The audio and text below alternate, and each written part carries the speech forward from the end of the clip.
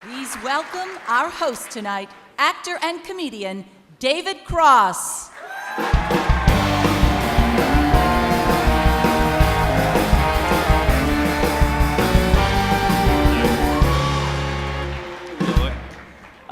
Thank you very much. It's an honor to be here. But first, actually, before I get into that, how about a little spoiler alert warning for those of us who aren't caught up on Breaking Bad? Now, I can't unsee the things that I've seen. I know that he's in jail. God, you guys. I've been watching it on Netflix. Sorry, AMC, but I'm part of the future. And anyway. All right. Well, it truly is an honor to be here, and I do believe and have believed for a long time that editing, and not in this isn't an opinion, I believe, as hard as it is to quantify this kind of thing. I think factually, it is the most underappreciated integral part of the filmmaking process, and it absolutely is. And it's when I'm part of a production where I'm involved in every aspect of it, along with writing, it's my favorite part of creating the thing that you eventually see, that everybody gets to see. And obviously everybody else gets the glamour of it. And you guys are, and you don't even, there's so much you don't get to be a part of, you know? And it really is the most important part of that process outside of craft services, which is very important. Craft services won't make or break a film, but it'll help make it. It'll help make it. And just quickly before I move on, this is a note to craft services. Nobody likes jicama. Nobody likes jicama at all. It doesn't matter what you dip in it. It's not good. And don't go to Smart and Final if there's a Trader Joe's within 10 blocks. Okay, that's all I'll say about craft services. This isn't about them. This is, all right. But editing, it's the most fun. It's the detective work sometimes when you haven't gotten all that you need, and you discover that in the editing room, and there's this thing that you need to evoke or explain, and you just don't have the shot, and you can't go and pick up the shot. It's gone. That was, months and months ago. Everybody's moved on. It's not an ability that you're going to have. So then you start getting in that detective work. How do I make this happen? And then it haunts you. And at night you're like, wait a second. There's that scene in the tape. We're not using it because of the boom comes in. But before that, she looks over to the door. And then we have the guy who turns the radio on. So if we can just, we'll audio cut that the information comes on the radio. And then we'll cut to her looking, doing that thing. Remember the thing we liked in the take that we didn't use where she rolls her eyes? That's what editing does. And you can make something from that.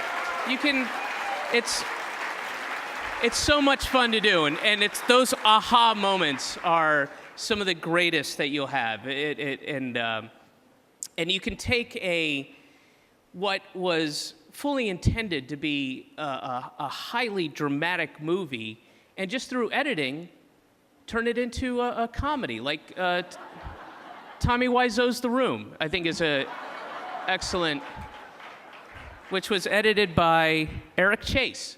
Eric Chase edited that. All right.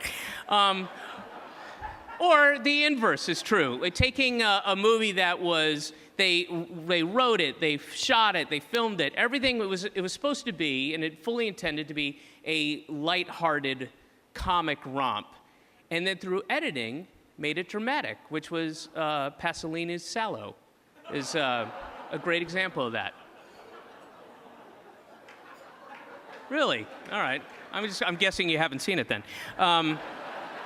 That was edited by Enzo Ocone.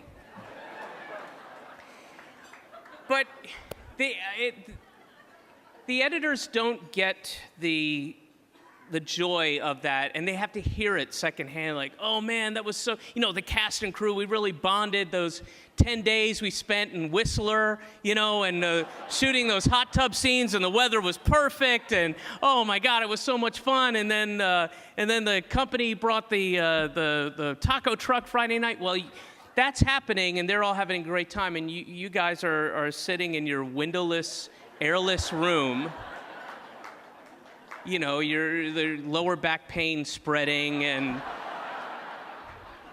pallid skin getting paler, desperately spending hours and hours trying to make it seem that Sofia Vergara is funny, and that's a difficult thing to do.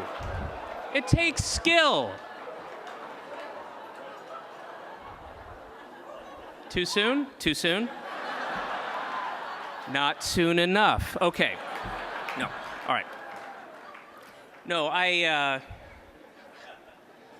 Sophie and I go way back. And also, my God, the other people who come in who are involved in post, sound mixing, all that, they get this sort of semi-finished product, but you guys have to sit through hours and hours of garbage. I was in 3 Alvin and the Chipmunks movies. The hours of shit sitting there. Dave, you must go fucking out of your mind. 19 takes of, hey Dave, let's go on the cruise ship. Well, no, that's not as good as this one, if I can mix this. Oh my God. You deserve so much more, so much more. All right. Well,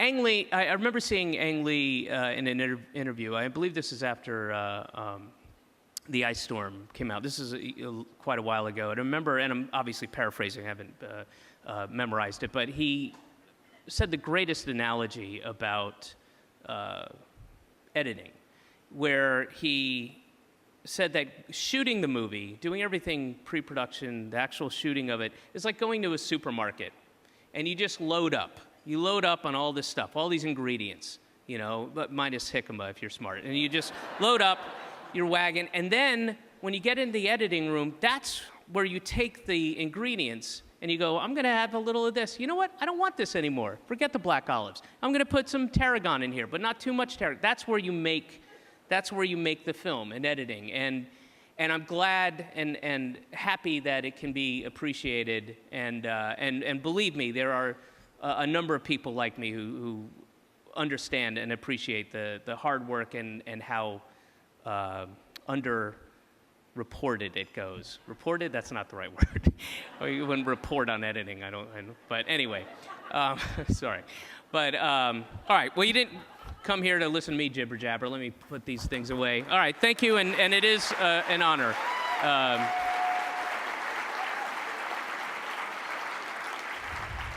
And it's going to be a fun night. I heard the next presenter talking to himself, and I think it'll be wildly entertaining.